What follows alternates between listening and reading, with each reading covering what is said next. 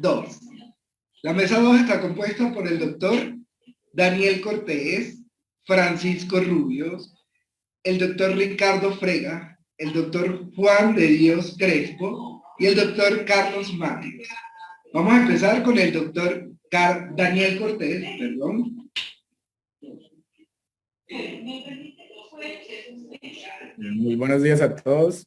Primero, gracias por la invitación a todos los organizadores del evento. También un honor estar aquí en el homenaje al profesor Vicente Jabaloyes, mi maestro en el máster en Derecho Deportivo Internacional de la Universidad de Lleida, máster que culminé hace un par de meses, y precisamente lo que les vengo a compartir hoy son los resultados de esa investigación que hice durante casi 2 años, la cual he denominado Guía de Litigio, Análisis de los Procedimientos ante el Tribunal Arbitral del Deporte. Esta investigación surgió porque a medida que leía laudos del TAS, veía que las partes en sus escritos proponían argumentos de índole procesal. Por ende, en los laudos el panel se veía obligado pues, a analizar estas figuras del derecho procesal. Sin embargo, en algunos casos las partes dejaban vencer los plazos, no conocían el reglamento de procedimiento, no cumplían con su carga de la prueba e incluso desconocían las decisiones previas del TAS sobre la interpretación del reglamento que les menciono. Por eso me propuse como objetivo determinar cómo ha sido la aplicación del derecho procesal en los laudos del TAS. Para ello revisé más de 1000 laudos, la mayoría de procedimientos de apelación, que son los que están públicos en la base de datos del TAS y de la FIFA, y aparte consulté la bibliografía especializada precisamente del profesor Vicente Jabaloyes, de Despina Mauro Mati Reed y Antonio Rigozzi principalmente. Como resultado, logré elaborar una breve guía de litigio con las etapas de los procedimientos ante el TAS y propuse, o a continuación les mostraré algunos argumentos para empezar a hablar de la existencia del derecho procesal deportivo. La guía de litigio tiene la siguiente estructura. Contiene el régimen jurídico del TAS, para eso me apoyé en la tesis doctoral del profesor Vicente Jabaloyes. También están los procedimientos ante el TAS, el ad hoc, el ordinario y el de apelación. Los recursos contra el laudo, porque no solo es la anulación, sino también la revisión y eventualmente la demanda contra el Estado suizo ante el Tribunal Europeo de Derechos Humanos. Y la esencia o lo más importante de esta guía son 17 grupos o etapas donde logré agrupar varias figuras del derecho procesal con base en el orden lógico del procedimiento. Entonces, a continuación nos enfocaremos en esas 17 figuras procesales. También la guía contiene el precedente legal y la doctrina especializada en asuntos procesales deportivos. En cuanto a las etapas procesales o asuntos procesales, como los he denominado, el primero es la jurisdicción del TAS, la competencia del panel, la admisibilidad del recurso de apelación y la litispendencia. La número 2 es la legitimación para apelar o para demandar, que se deriva de la legitimación en la causa que conocemos en cualquier código procesal. El número 3 es la legitimación para ser demandado o apelado, que ha sido bastante analizada en los laudos del TAS, sobre todo en casos de derecho del fútbol. La número 4 es la incorporación de partes adicionales y la intervención de terceros, es decir, el demandado desde el inicio puede vincular, el demandante, perdón, puede vincular a varios demandados, o el demandado en su contestación puede solicitar la vinculación de otras partes. El quinto es la sucesión deportiva, que ha sido ampliamente desarrollada en casos del fútbol, y hay un artículo de un árbitro del TAS, de Jordi López, donde encontró más de 15 o 20 laudos sobre la sucesión deportiva cuando un club se descinde, cuando se declara en quiebra o pretende simplemente evadir sus obligaciones tanto deportivas como pecuniarias. La número 6 es la demanda para procedimientos ordinarios, la memoria de apelación, las pretensiones propiamente, la contestación en ejercicio del derecho de defensa y la demanda de reconvención, que actualmente pues solo procede en procedimientos ordinarios. La número 7 son las medidas provisionales y cautelares, se dictan a través de laudos preliminares o algunas órdenes de procedimiento, pero son muy difíciles de acceder porque la mayoría son confidenciales. Sin embargo, en los libros, en la doctrina especializada, se encuentran algunas decisiones sobre las medidas cautelares. La número 8 son las notificaciones, comunicaciones y plazos. Muchas veces las partes desconocen los plazos fijados en el reglamento y algunos plazos otorgados por el mismo panel en el caso concreto. La número 9 tiene que ver con el derecho a la defensa, pero el TAS lo ha analizado de manera separada, porque ha analizado el derecho a ser oído, el debido proceso como tal, el trato igualitario, el derecho a la defensa y el derecho a la audiencia. Toda vez que en el TAS se realiza una audiencia, pero es facultativo el panel, porque si el panel considera que no hay pruebas por practicar o que tiene mucha claridad sobre los hechos del conflicto, el panel puede prescindir de esa audiencia e incluso el Tribunal Europeo de Derechos Humanos ha dicho que no se vulnera el debido proceso. El número 10 es la admisibilidad de las pruebas. Ante el TAS procede cualquier medio de prueba, desde un documento hasta el hot-towing traído del derecho anglosajón, que es como una especie de careo de peritos, careo de expertos para hallar la conclusión científica en un determinado caso. La número 11, ligado con esto de las pruebas, tiene que ver con el estándar de prueba, el cual depende del tipo de pretensión. Asimismo, las partes deberán cumplir con cierto estándar de prueba. Está la carga de la prueba y la valoración de las pruebas, que en el TAS se valora a través de la sana crítica de manera libre. No hay tarifa legal en el TAS al momento de valorar pruebas.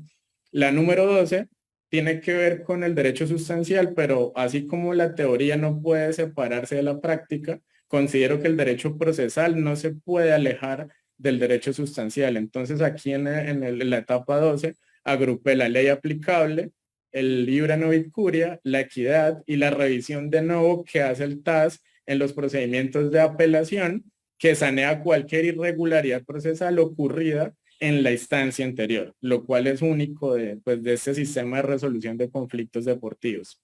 La número 3 es el laudo y sus causales de anulación. Aquí se parece a cualquier procedimiento arbitral porque las causales son taxativas. La número 14 son los costes del procedimiento. En términos generales es un poco costoso acudir al TAS, entonces es bueno que el abogado o el club que pretenda acudir ante el TAS conozca un valor aproximado de lo que le va a costar ejercer ese recurso de apelación o el procedimiento ordinario. La número 15 es la ejecución del laudo.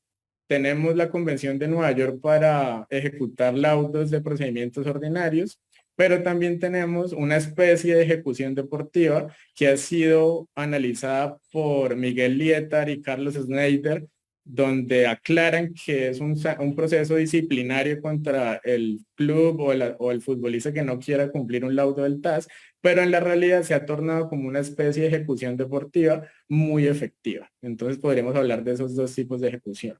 La número 16 es la cosa juzgada. Ese principio de red judicata ha sido ampliamente desarrollado en más de 100 laudos y donde se analizan esa identidad de partes, hechos y pretensiones, que es muy útil al momento de abordar o de defender una teoría del caso.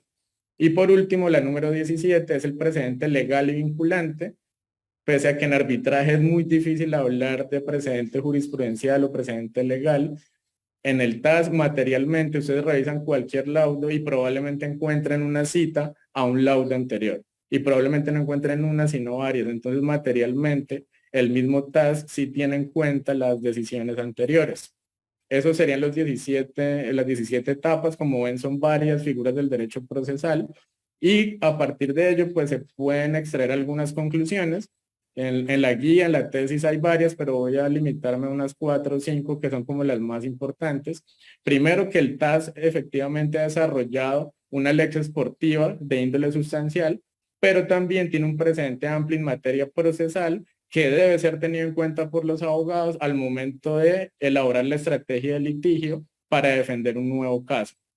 También que la admisibilidad probatoria es muy importante para garantizar el derecho fundamental a la prueba ante el TAS, porque como les decía, procede cualquier medio de prueba e incluso han habido ocasiones donde una prueba que es ilegal ante un juez estatal, incluso ha sido valorada en un procedimiento ante el TAS por dificultad probatoria o por necesidad de la prueba en casos muy concretos.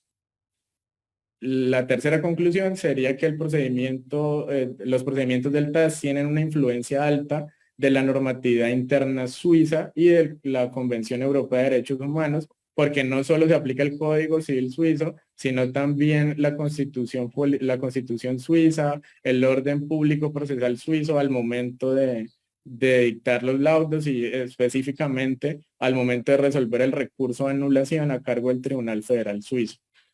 La cuarta conclusión, que es bien importante y requiere una investigación adicional, es que si bien es cierto el TAS es un tribunal arbitral privado, muchos atletas o muchas de las partes que acuden al TAS lo hacen de forma obligatoria, porque si no suscriben ese pacto arbitral que se torna de adhesión, pues no pueden participar en el campeonato o en el evento deportivo respectivo. Entonces, el estándar de respeto al debido proceso del TAS considero que se debe acercar más a un juez estatal y alejarse un poco de un tribunal arbitral privado. Es decir, al TAS, a los paneles del TAS, se les debe exigir un respeto al debido proceso más alto en virtud de ese pacto arbitral de adhesión.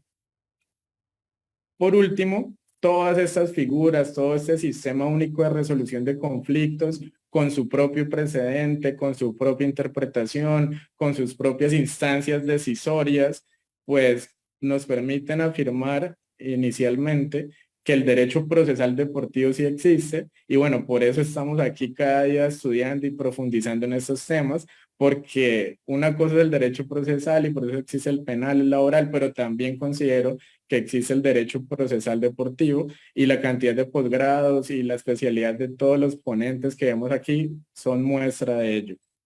Aparte, encontré o elaboré algunas recomendaciones para, sobre el reglamento. Daniel, 5 minutos. Gracias. Encontré algunas recomendaciones para modificar o mejorar el reglamento de procedimiento y la primera es en el artículo R31, que actualmente todavía exige una doble actividad. Exige que se radique por correo físico o por correo electrónico un escrito y adicionalmente que se radique en el portal del TAS. Sin embargo, esto lo hallé en marzo, en abril de este año, pero recientemente tal vez ustedes ya han visto que modificaron el reglamento de procedimiento del TAS y a partir del 1 de noviembre precisamente ya no es necesario enviar por correo electrónico y luego en el portal del TAS, sino que actualmente solo se radican escritos en el portal del TAS, lo cual quitó esa doble actividad y bueno, precisamente fue un hallazgo de esa investigación. En el R32 regula los plazos, es un artículo muy amplio, pero para efectos del cómputo del conteo de esos plazos se tiene en cuenta la hora o la zona horaria del remitente. Es decir, que la parte que radica un escrito se ve obligada a buscar una ley probablemente religiosa muy antigua donde diga que ese día es inhábil o es festivo en su país y el TAS, el panel del TAS se debe cerciorar de eso. Entonces digamos que es una doble actividad que considero innecesaria y propongo que la zona horaria que se tenga en cuenta sea la de Suiza y así todos tienen un solo referente y quita como esa actividad adicional que desvía un poco la atención y crea problemas al momento de determinar si se radicó a tiempo un escrito o no. El R42, que es importante y lo van a mencionar a continuación mis colegas, regula la conciliación o más bien consagra la conciliación, la cual procede en cualquier etapa del procedimiento, pero no asigna obligaciones expresas o deberes expresos al árbitro para que en un momento determinado el procedimiento se convierta en conciliador. Entonces, digamos, no se muestran las partes, esas ventajas de la conciliación y por eso en la práctica uno ve que se retiran los recursos o que llegan a una transacción por aparte, pero no hay una etapa determinada donde las partes se vean obligadas a revisar a fondo las ventajas de llegar a un acuerdo conciliatorio ante el TAS. Y por último, el R51, pese a que en la práctica no es muy aplicado como me lo enseñó el profesor Juan de Dios Crespo en una disertación que tuvimos durante las clases, el R51 para procedimientos de apelación indica que a pesar de que se radique la declaración de apelación con pretensiones, con pruebas y con fundamentos de derecho, el apelante, dentro de los 10 días que tiene para radicar la memoria, debe reiterar que esa declaración de apelación hace las veces de memoria. Y si no lo indica, se declara desierto el recurso. lo cual es desproporcionado. Es decir, que si materialmente en el expediente obra ya la declaración con todos los requisitos de una memoria, pues se deben tener en cuenta que ya obra en el expediente y darle trámite como memoria de apelación. Bien, esos son en términos generales los resultados que encontré. La idea es seguir alimentando esta guía, seguir leyendo y lo sigo haciendo a diario. Y bueno, aprendiendo de mis profesores, ahora copanelistas. Espero les haya gustado y bueno, quedo pendiente, muy atento al debate que sigue a continuación. Muchas gracias. Muchísimas gracias, doctor Daniel Cortés. En este momento le vamos a dar el pase